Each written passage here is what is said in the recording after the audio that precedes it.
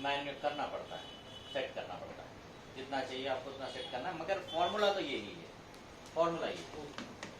अब यहाँ पे आप देखेंगे एक सिग्नल के पास में आप गाड़ी लेके रोक रहे हैं, तो घर पे 1035 का एक पेनल्टी आ जाता है। अब पूरा दिन आप दिमाग लगा के सोचोगे कि भाई मैंने तो कहीं सिग्नल जंप नहीं किया, ये कैसे आ गया, और पूरा दिन सोचते रहोगे, नहीं आपको पल्ले पड़ेगा वो। हाँ, वो सिग्नल पे तो मैं रुका था, लेकिन कभी सिग्नल तो जंप नहीं किया, खुलने के बाद ही गया था मैं।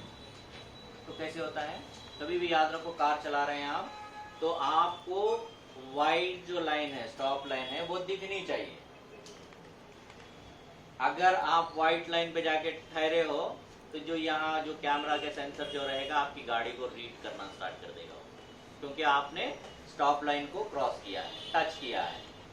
अब जैसे आपका सिग्नल खुलेगा, आप जैसे आगे बढ़ोगे करके पीछे का ले लेगा और 1035 आपको घर पे भेज देगा। तो कभी भी याद रखो, या हैचबैक है आपकी, सेडान है, या और कोई गाड़ी चला रहे हैं, एसयूवी चला रहे हैं, आप जब चला रहे हैं गाड़ी, तो आपको व्हाइट लाइन दिखनी चाहिए।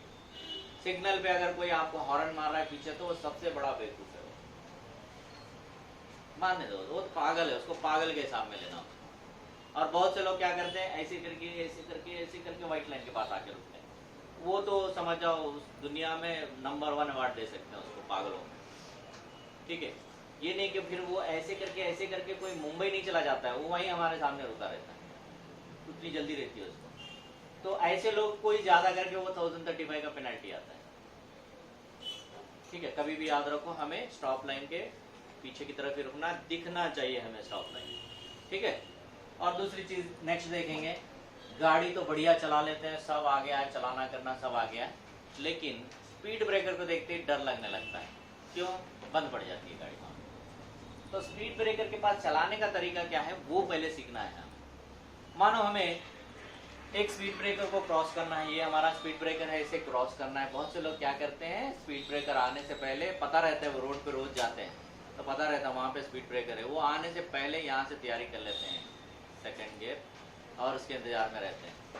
जैसे करीब उसके पास जाते हैं, वो एक टायर जंप होते हैं, दूसरे टायर में बंद हो जाते हैं, फिर स्टार्ट करो, फिर वो करो, बहुत आगे पीछे वाले हारन मारने लगते हैं।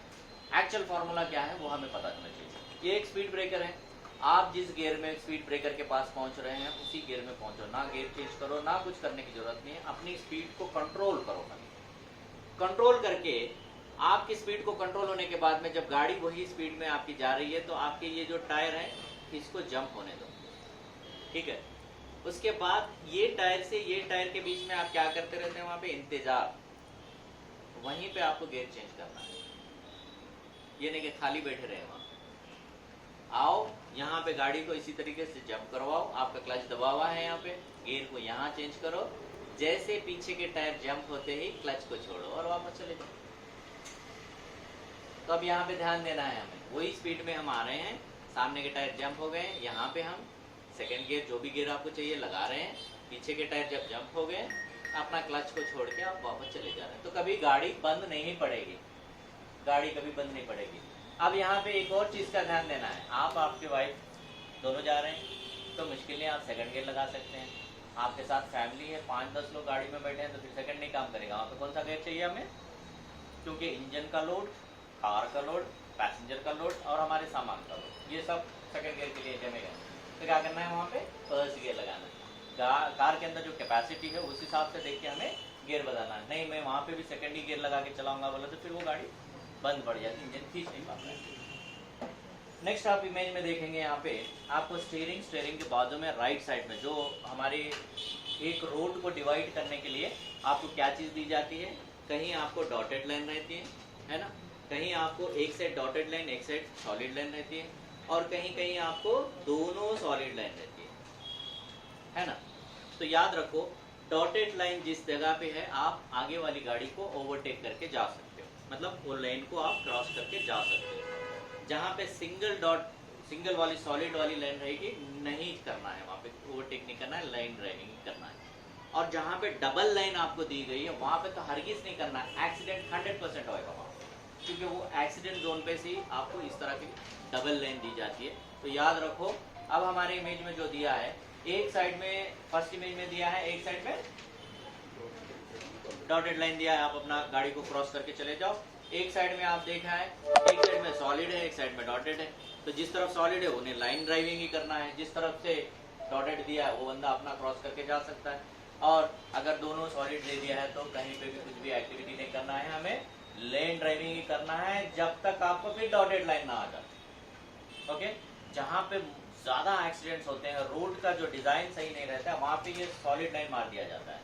तो याद रखें, इस चीज को हम ध्यान रख के आगे को हमें बढ़ना है। बहुत बार देखे होंगे बहुत सारी गाड़ियों में यहाँ ऊपर एक ब्रेक लाइट लगी रहती है ना, ब्रेक दबाने पे आती है, राइट। तो ये किस चीज का काम करती है? 2010 से पहले ये गाड़ियों में नहीं आती थी। 2010 के बाद में कंपनी ने, मतलब गवर्नमेंट ने मैंडेट कर दिया है कि कंपलसरी आपको थर्ड ब्रेक लाइट देना है। ये 2 हो गए हैं, ये थर्ड ब्रेक लाइट है। तो 2010 से पहले गाड़ियाँ पीछे से ज़्यादा ठुकती थी। कौन ठोकता था? वो जो लॉरी, बस, बड़े बड़े ट्रक रहते हैं ना, हाईवेज में ठुक जाती थी गाड़ी। मान लो वो किस तरह से ठुकती थी। तो उस चीज़ को हम लोग समझने के लिए यहाँ पे एक छोटा सा हम डायग्राम बनाते हैं। तो आप देखे होंगे कार के पीछे के हिस्से में हमें इस तरह से दोनों साइड लाइटें लगी रहती है, जिसमें 3 पार्ट होते हैं ना। कंपनी अपने अपने मॉडल के हिसाब से वो अपनी जगह को बदलता है, लेकिन सबका मीनिंग एक ही है। मान लो कि रेड है ना, उसके बाद येलो और उसके बाद व्हाइट। अब यहाँ प्लेस चेंज कर देते हैं, वो ये व्हाइट यहाँ देता है, ये रेड यहाँ देता है, अपने अपने हिसाब से देता है, लेकिन मीनिंग सबका एक ही है।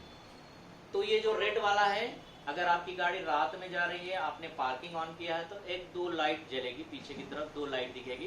तो पीछे आने वाली ट्रैफिक समझेगी भाई आगे कार जा रही है ना। और येलो लाइट क्या काम करती है आपको? एक तो 4 इंडिकेटर, इमरजेंसी लाइट, और दूसरा क्या है? इंडिकेटर, मतलब जो भी राइट को जा रहे हैं, लेफ्ट को जा रहे हैं, आप उस चीज का। व्हाइट क्या काम करती है? रिवर्स। जब आप रिवर्स लगाते हैं तो अगर नाइट में है या डे में है, बहुत सारी कॉलोनीज में रिवर्स हार्न लगाना मना है क्योंकि डिस्टर्ब होता है, तो वो लोग मना कर देते हैं। तो इसलिए जो है ना व्हाइट लाइट दिया गया है, तो ताकि पीछे वाली ट्रैफिक समझे कि भाई इस बंदे ने रिवर्स गियर लगाया, पीछे आएगी तो हमें हटना है ना। तो एक और लाइट होती है, यहाँ पे आती है, इसको थर्ड ब्रेक लाइट बोलते हैं, ये रेड कलर की होती है। तो 2010 से पहले क्या होता था, जब रात में अगर गाड़ी चल रही है तो पार्किंग ऑन करने के बाद में इस बंदे का अगर बल्ब चला गया है तो रेड लाइट नहीं जलेगी, है ना। तो सिर्फ क्या दिखेगा? एक ही लाइट दिखेगी। तो आप क्या समझेंगे? सामने क्या जा रहा है? बाइक जा रही है। तो बड़ा ट्रक वाला क्या करेगा? अच्छा इधर है ना बाइक, चलो मैं इधर से निकल जाता हूँ, हाँ से ठुक जाती है गाड़ी। तो यहाँ से आप 1 किलोमीटर जाने तक क्या करते हैं? 1-2 बार तो ब्रेक मारते हैं। ब्रेक मारने पे क्या होता है? ये लाइट जलती है और ये दोनों लाइट डार्क होती है। डिम लाइट जो होती है वो डार्क होती है ब्रेक मारने। फिर जब ब्रेक छोड़ते हैं कम हो जाती है, फिर मारते हैं तो डार्क होती है। जब कभी भी आप ब्रेक करोगे तो ये दोनों लाइट डार्क होंगी, ये जलेगी। इसमें डार्क वो कुछ नहीं रहता, सिर्फ जलती है वो। तो जब ये एक लाइट नहीं जल रही है, ये 2 लाइटें जल रही है, तो आग पीछे से जाने वाला क्या सोचेगा? नहीं ये बाइक नहीं है, कार है, एक बल्ब नहीं आ रहा है। फिर वो क्या करेगा? अपना सावधानी से लेफ्ट की साइड से या राइट की साइड से जो भी है उसका क्रॉस करके जाएगा। हमें भी याद रखना है, हमारी गाड़ियाँ जब भी बाहर निकालते हैं, ब्रेक लाइट का बहुत अहम रोल होता है, जिसमें आप क्या कर रहे हैं पता चलता है आपके पीछे की ट्रैफिक को। क्योंकि दिन में भी आप देखेंगे आगे वाली गाड़ी रुक रही है तो आपको कैसे पता चलता है? ब्रेक लाइट से, है ना। तो याद रखना है, हमारी गाड़ी कभी भी बाहर निकाल रहे हैं, घर पे अगर कोई है तो उसको बोलना पीछे देखो भाई मैं ब्रेक दबाता हूँ, लाइट जल रही है कि नहीं जल रही। जल रही है तो बढ़िया जा सकते हैं, अगर नहीं जल रही है तो जिस तरफ की लाइट नहीं जल रही है उस तरफ का एक फिलामेंट चला गया। जैसे ये बल्ब में फिलामेंट होता है उसी तरह से फिलामेंट होता है, आप भी चेंज कर सकते हैं, नहीं तो आप कोई गैरेज पे जाएंगे तो वो भी चेंज करते हैं। लेकिन ब्रेक लाइट का बहुत अहम रोल है, आपकी गाड़ी नहीं तो पीछे से एक्सीडेंट होने के चांसेस रहते हैं। नेक्स्ट आप देखेंगे यहाँ पे एक चीज की हमें ध्यान देना है, जो कि हम ड्राइविंग टेस्ट देने के लिए भी काम आता है, और इसी के साथ साथ में हम पार्किंग से जब गाड़ी निकालते हैं बाहर तो आए दिन क्या होता है, फॉर्मूला नहीं समझ में आने की वजह से जिस चीज से आप बचाना चाह रहे हैं उसी चीज को आप रगड़ देते हैं। गाड़ी होता है जिसको आप बचाने के चक्कर में वो कोशिश कर रहे हैं उसी को लगा देते हैं। वो क्यों लगाते हैं? अब यहाँ पे ये एक टर्निंग है, ठीक है। अब मैं यहाँ पे रुका हूँ, मुझे राइट को जाना है, तो सबसे पहले गाड़ी स्टार्ट कर लिया, मैं क्लच दबाया, फर्स्ट गियर लगा दिया, उसके बाद क्लच छोड़ रहा हूँ तो मेरी गाड़ी किस तरफ जा रही है, सीधे जाती है ना। तो मुझे राइट को जाना है, तो क्या करना है, मुझे स्टीयरिंग राइट को घुमाते हुए मैं राइट को जा रहा हूँ। चलो बढ़िया है। अब मेरी गाड़ी यहाँ पे रुकी है, अब मुझे पीछे की तरफ आना है, रिवर्स गियर लगा दिया हूँ, गाड़ी स्टार्ट हो गई, क्लच छोड़ रहा हूँ मैं, स्टीयरिंग किस तरफ घुमाना है,